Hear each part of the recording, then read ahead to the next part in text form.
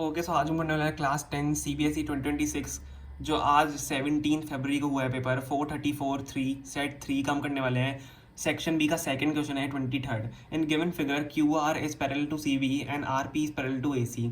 If BR is equal to 10 centimeter, QR is equal to 12 centimeter, BB is equal to 12 centimeter and PC is equal to 18 centimeter, then find the length of AR and QC। AR and QC की हमको length ढूंढनी है। हमें क्या दिया हुआ है? RP is parallel to AC, ठीक है, RP is parallel to AC और RQ is parallel to BC हमें यहाँ पे दिया हुआ है, ठीक है। अब देखो, सबसे पहले हम क्या करेंगे, हम ले लेंगे RP is parallel to AC वाला केस, ठीक है। तो मैं आप लिख देता हूँ केस 1। हम ले रहे हैं RP is parallel to AC जो आपको दिया वही है, और मैंने यहाँ पे सारी वैल्यूज पहले से लिख के रखी है, ठीक है, इस पर आप ध्यान दे देना। तो उसको थोड़ा सा नीचे कर लेते हैं। Yes, RP is parallel to AC में हम क्या करेंगे, अब देखो यहाँ पे आपका यहाँ पे थेल्स थ्योरम लगेगा, ठीक है। अगर मैं यहाँ पे ट्राइंगल ये वाला बनाऊं तो ये कुछ ऐसा बनेगा, ठीक है। मैं ये वाली लाइन यहाँ से हटा रहा हूँ, यहाँ पे आपका है RP, यहाँ पे आपका है B, यहाँ पे आपका है AC, ठीक है। तो आपका RP पैरेलल है AC के। अब देखो यहाँ पे आप थेल्स थ्योरम से क्या करते हो, आप करते हो BR upon BA is equal to BP upon BC। तो मैं यहाँ पे लिख देता हूँ BR upon BA is equal to BP upon BC। Hope आपको ये पता होगा। अब देखो BC की हम कैसे वैल्यू निकालेंगे, यहाँ पे देखो आपकी इन सब की वैल्यू तो दी हुई है। BR की आपकी दी हुई है 10 सेंटीमीटर, आपकी BA की यहाँ पे दी हुई है, अच्छा BA हम देखते हैं निकालते, अच्छा BA की यहाँ पे हम निकाल लेंगे यहाँ पे, ठीक है। अच्छा ओके, हमें यहाँ से BA की वैल्यू निकालनी है।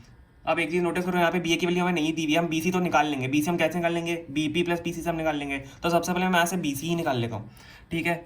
BC आपका क्या दिया हुआ है, BP प्लस PC, और BP और PC की वैल्यू क्या आपकी 12 सेंटीमीटर और 18 सेंटीमीटर।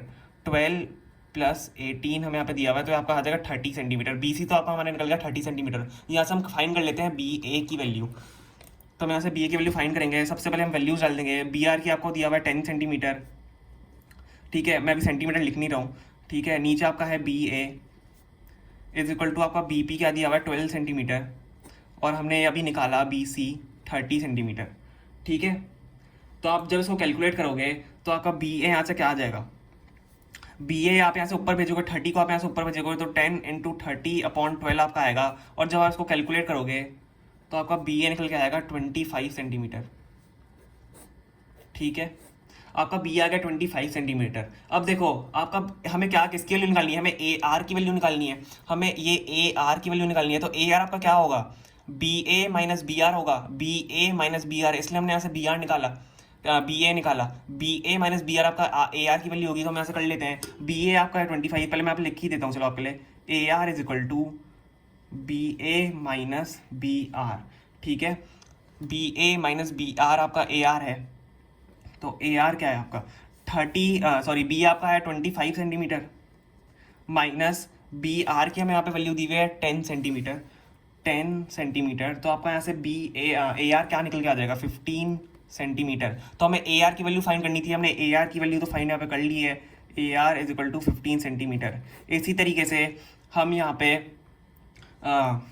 किसकी वैल्यू फाइंड करनी है, हमें QC की वैल्यू फाइंड करनी है। हम यहाँ पे QC की वैल्यू ही फाइंड करेंगे, ठीक है। अब मैं आपको QC की वैल्यू के लिए बता देता हूँ। हमें दिया हुआ है QR is parallel to CB, तो QR is parallel to CB है हमारा। तो यहाँ से हम ये ट्राइंगल बना लेते हैं। सबसे पहले तो मैं इसको यहाँ पे पीछे कर लेता हूँ, यहाँ पे हम ट्राइंगल बनाते हैं। यहाँ पे है ABC और यहाँ आपका है QR, ठीक है। हम देखो इसके लिए क्या करेंगे, हमें इसके लिए केस दिया हुआ है, हम यहाँ पे केस 2 लेंगे। हमें क्या पैरेलल दिया हुआ है, QR इज पैरेलल टू, हमें दिया हुआ है BC, ठीक है। अब इसमें क्या होगा, QR अगर पैरेलल टू BC होता है क्या, ऐसे क्या होगा, AR upon AB is equal to AQ upon AC। AR upon AB is equal to AQ upon AC आपका हो जाएगा, ठीक है। अब देखो AR की वैल्यू तो अभी हमने निकाली थी, AR की हमने क्या निकाली थी 15 सेंटीमीटर, और यहाँ पे हम AB की वैल्यू हमें पता है 25 सेंटीमीटर। AB 25 सेंटीमीटर, हमने BA निकाला था ना, BA और AB सेम ही बात है। BA हमने 25 सेंटीमीटर लिया, AB 25 सेंटीमीटर लिया, सेम ही बात है। अब देखो यहाँ पे क्या करेंगे, हम AC की वैल्यू निकालेंगे, ठीक है। AC की वैल्यू निकालेंगे, आपके अभी आपको पता चल जाएगा क्यों निकालेंगे। जो समझने वाले आप समझ गए होंगे कि हम क्यों निकाल रहे हैं AC की वैल्यू। तो करते हैं, AR की जगह हम डाल लेंगे 15 सेंटीमीटर, ठीक है। ए बी की जगह हम डालेंगे 25 centimetre is equal to A Q की वैल्यू हमें दी हुई है पीछे 12 सेंटीमीटर, सॉरी मैं ए क्यू ही लिख रहा था वापस, ये हम लिख देते हैं 12। हमें ए क्यू की वैल्यू क्वेश्चन में दी हुई है और हमें ए सी निकालना है ऐसे, ठीक है।